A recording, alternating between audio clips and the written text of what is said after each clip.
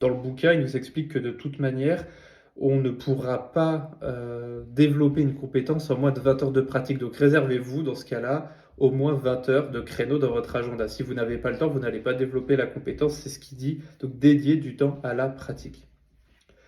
2, pour apprendre, il faut diviser la compétence en sous-compétences. On appelle ça du meta-learning. Pour skier, ça va être par exemple apprendre à mettre ses skis parallèles, avoir le tronc incliné, avoir un jeu de jambes pour tourner et pour freiner.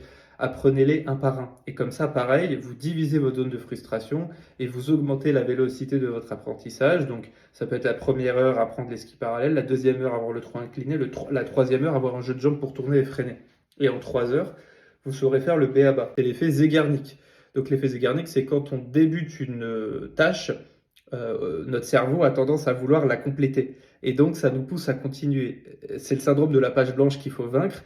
Quand on a commencé à écrire, même si on a écrit quelque chose qui n'est pas qualitatif, on va avoir plus facilement capacité à le corriger, à l'étendre, et donc à la fin à écrire le bouquin.